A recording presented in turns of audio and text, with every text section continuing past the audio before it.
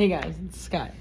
So, I don't remember who I was having this conversation with, but we talked about a very old show called Killer Karaoke.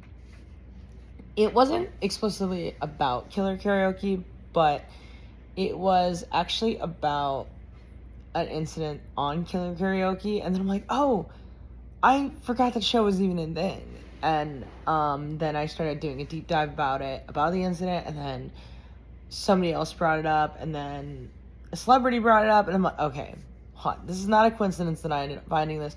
So I did more of a deep dive, and then what I had remembered long ago came to light. So let's get into it, shall we? So the year is 2012. I am 19 years old, and I find this weird show, and basically it was strange. And I'm thinking, okay, it's about a show where you get these challenges where you're essentially getting tortured. Some were you put a shock collar on, you had to serve food, and every once in a while you got shocked, like a dog shock collar. But it was for entertainment purposes. Okay, fine. You wore like the dog suits, like police canines, and you would get attacked, but you couldn't stop singing. Okay.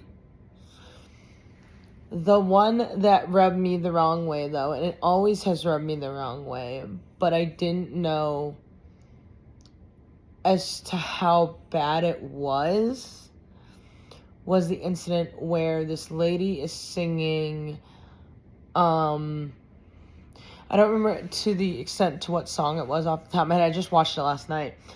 But she's singing, and they're dipping her in cold water, and then they're slowly adding snakes.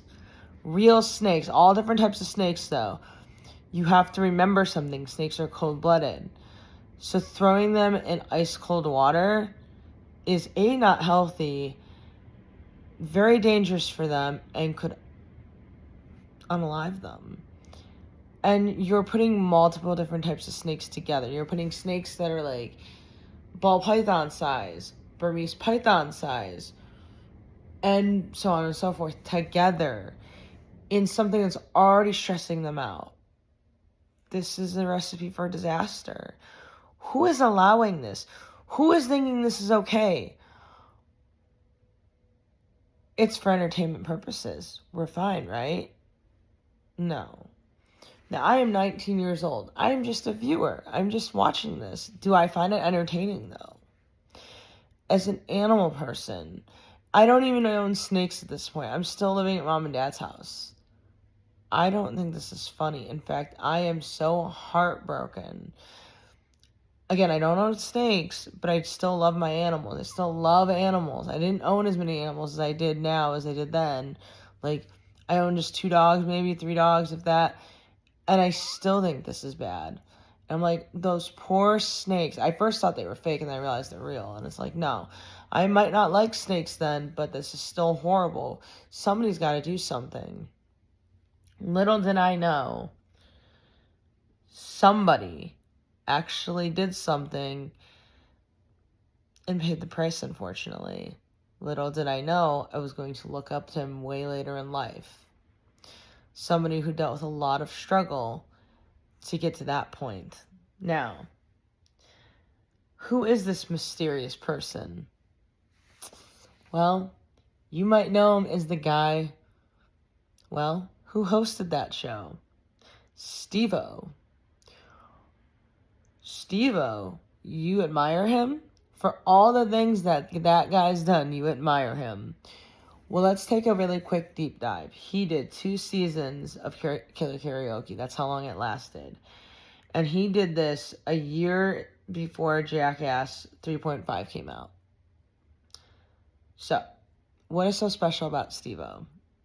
Well, we do remember that SteveO had been through a lot of tough times. A lot. And you can follow him on Facebook to hear about his journey, about sobriety, and everything else.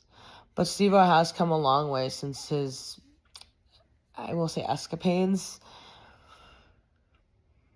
He talks about his service dog, Wendy, that he has, and everything else that he's gone through.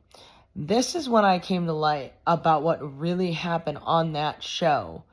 And that somebody did stand up for those snakes. Now being a snake owner myself, this is disgusting what they actually did behind the scenes. And SteveO was the one that stood up for them. And I quote from SteveO himself. And you can find the video on SteveO's Facebook. He has the video. It was 8 weeks ago. You can go back and look on his Facebook. And I even can, it's on his Facebook. The show involved animals. They weren't very nice to the animals, like the snakes in the water.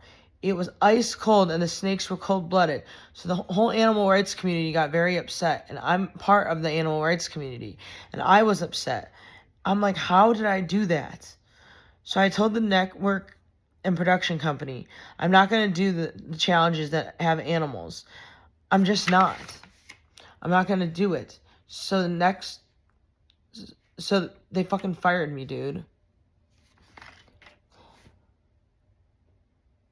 They fired him because he stood up for what's right by not putting those animals through that anymore.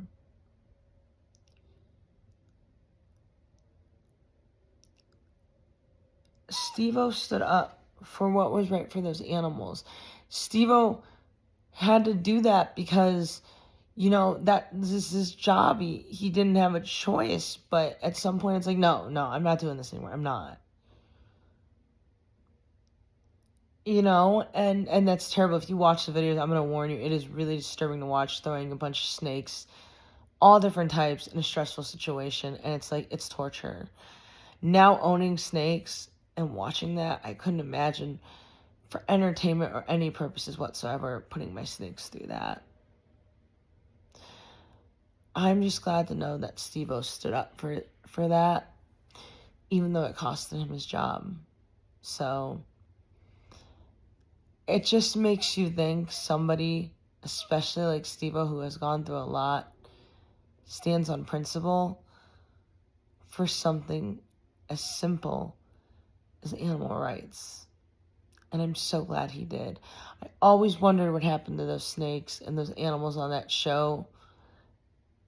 And I'm glad somebody stood up for them because they deserve to have a voice. So thank you, SteveO. And thank you for anybody who took the time to watch this. I appreciate it. Talk to you guys all later. Bye.